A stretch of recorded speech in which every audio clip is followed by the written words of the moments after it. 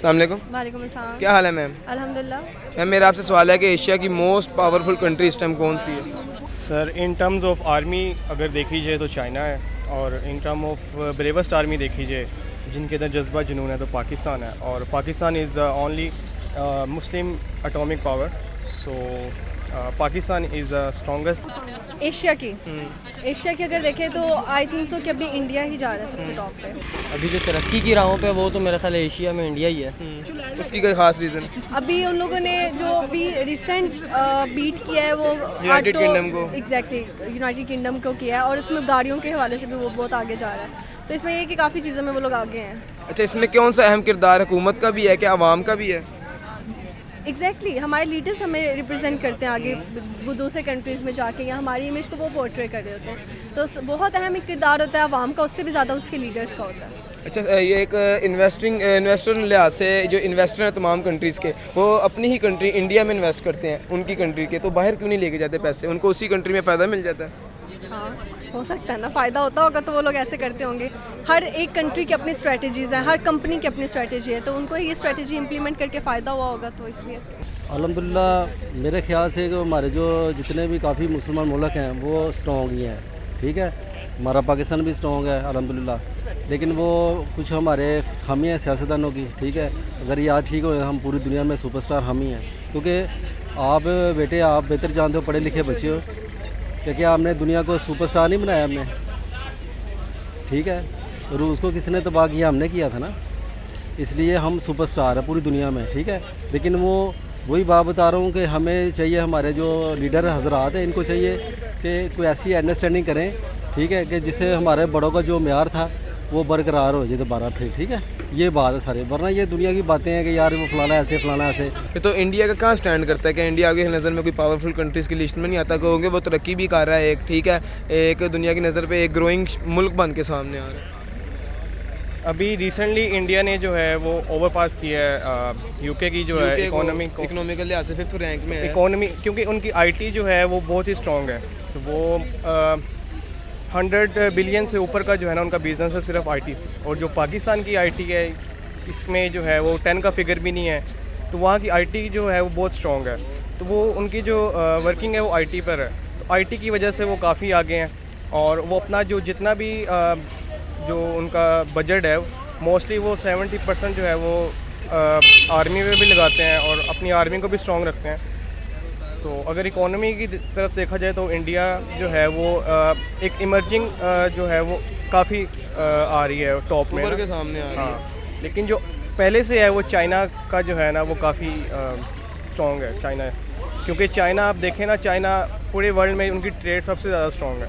और अमेरिका को जो है ना वो आने वाले 5-10 सालों में जो है ना वो ओवरपास करेगी इंशाल्लाह। और फिर एक और कौन सी है? इंडिया ही है यार, जिसका आए दिन सुन रहे होते हैं, कभी कोई गूगल में सीईओ है तो कभी कोई फेसबुक में है तो कभी कोई कहीं है कभी कहीं है, और उनका इकोनॉमिकली भी बहुत अच्छा चल रहा है। वो लोग इकोनॉमिकल लिहाज से अगर बात की जाए तो उन्होंने यूनाइटेड किंगडम को बीट किया है, अभी, ठीक है। हाँ, 5th उस पे आए हैं, 5th रैंक पे आए हैं, ये भी सुना है। बड़ी अच्छी बात है यार, ये अप्रिशिएटेबल है ये चीज़, और उनको अप्रिशिएट करना भी चाहिए हमें। ये है कि इंडिया जो जिस तरह से अपना काम कर रहा है, मैं समझता हूँ अच्छी चीज़ है, और पॉजिटिविटी को और अच्छे किसी भी मुल्क के इकदाम को जो है वो अप्रिशिएट करना चाहिए और उनसे सीखना भी चाहिए, और अच्छा काम है, चलता रहना चाहिए। अच्छा, इस तरह के कौन से इकदाम आते हैं जो हमें भी अपनी कंट्रीज़ के लिए उठाना चाहिए कि हम भी इस लिस्ट में आए? यार इकोनॉमिकली अगर देखा जाए, दूसरे लिहाज से एजुकेशन सेक्टर में भी देखा जाए तो पाकिस्तान जो है वो काफ़ी अरसे बाद एक आधा छक्का लगाता है, फिर पाकिस्तान मंजर से गायब हो जाता है उस दौड़ में।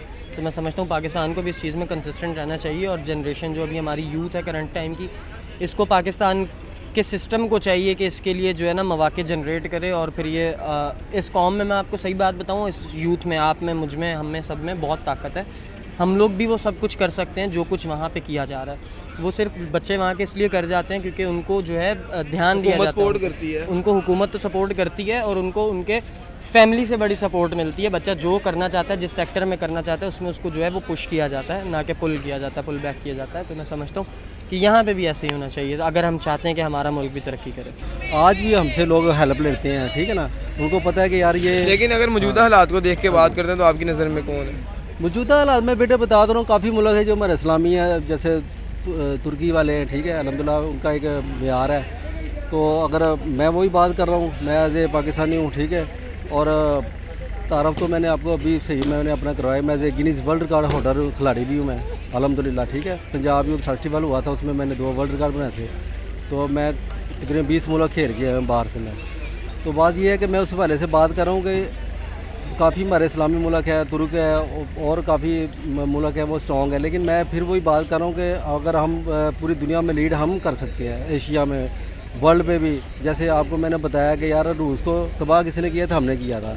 ठीक है, आज अगर वो सुपर पावर है, ठीक है, चाइना हमसे सपोर्ट वो भी हमारी करता है, हम भी उनकी करते हैं, लेकिन वो किसी बात से हमारी सपोर्ट करता है वो। ठीक है ना, ये बात है सारी।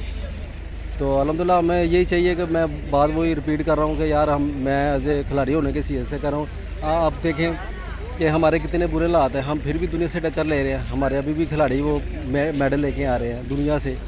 तो इसलिए बेटे आप सर्च करो कि यार हम इस हालातों में भी, एक छोटी सी मिसाल देता हूँ, काफ़ी मैंने मीडिया पे इंटरव्यू वगैरह देता हूँ मैं। तो मैं यही कहता हूँ, वो कहते हैं जी देखे हमारे खिलाड़ी हैं, तो वो शिकायत करते हैं कि जी देखे हमारे कैंप लगते 2 माह के 1 माह के, और दुनिया का जो सा मुसलसल वो कैंप लगे रहते हैं। ये छोटी बात है, 1 सालों साल खेल रहा है, ठीक है, और एक बंदा 2 माह का कैंप काट के फिर उनके मुकाबले पे आ गया है, तो सुपरस्टार तो हम ही होना है। अच्छा, अगर बात की जाती है उसमें मुल्क के लिहाज से, तो क्या उनकी जो अवाम का भी एक अहम किरदार है उनकी तरक्की में? यार उनकी आवाम का भी बिल्कुल अहम किरदार है। इंडिया में बड़े पढ़े लिखे लोग मौजूद हैं, एक तरफ वो लोग भी हैं जो जाहिल हैं, मैं ये अल्फाज इस्तेमाल करूँगा क्योंकि मुझे पता है कि वहाँ से किस किस्म के कमेंट्स आते हैं, वहाँ से पॉजिटिविटी के बहुत कम बल्कि लेवल्स होते हैं ना, हर कौम में हर लेवल के लोग मौजूद हैं। तो अब जो जिस लेवल की सोच रखता होगा, जो जिस लेवल की सोच और जिसको जितना शऊर होगा वो उतनी ही बात करेगा। इंडिया में अगर आप स्पोर्ट्स की ही मिसाल ले लो, क्रिकेट की ही ले लो, तो आप अभी देख लो करंट टाइम में पाकिस्तान और इंडिया के प्लेयर्स किस तरह से मैदान में और मैदान से बाहर भी एक दूसरे के कंधे पे हाथ रख के दोस्तों की तरह चलते हैं, बात करते हैं। तो मैं समझता हूँ कि पूरी कौमों में दोनों में भी ये चीज़ आम होनी चाहिए, इसी चीज़ से इत्तेहाद और प्यार बढ़ता है। तो ये है कि ये स्ट्रेटजीज़ बनाई जाती हैं, अगर बिजनेसमैन या एंटरप्रेन्योर जो होता है वो इसको ज़्यादा बेहतर समझ सकता है। तो अगर स्ट्रेटजीज़ पे आप काम करते हैं तो आप रिस्क लेते हैं। एक तो आपको पता होता है कि यार ये स्ट्रेटजी काम करेगी या नहीं करेगी, इसमें आपको फ़ायदा होगा नुकसान होगा, तो you have to take risk. Some time risk अच्छे होते हैं। तो फिर ये है कि अगर आप अपनी कंट्री में इन्वेस्ट करेंगे तो कंट्री को ज़्यादा फ़ायदा पहुंचेगा बनिस्बत इसके कि आप अपने वेंडर्स या अपना सब कुछ बाहर से इंपोर्ट एक्सपोर्ट कर रहे हैं, तो उधर से आपको इतना फ़ायदा नहीं होगा, कंट्री में नुकसान होगा, आपको पर्सनली शायद फ़ायदा हो जाए। तो ये है कि कंट्री को अगर फ़ायदा पहुँचाना है तो आप कंट्री के अंदर रह के काम करें। क्या उनकी कंट्री की जो अवाम है वो अपने हुक्मरानों से खुश है? ये तो फिर मैंने इतना उनके लोगों के रिव्यूज़ नहीं देखे अपने हुक्मरानों को लेके। हाँ, अगर आप मेरे से मेरे हुक्मरानों की बात करेंगे तो मैं उसका शायद बेहतर उसी का बता दें कि मैं बिल्कुल ना खुश हूँ। अगर इमरान खान आ जाते तो maybe we all will be satisfied. जी शुक्रिया ma'am, thank you so much.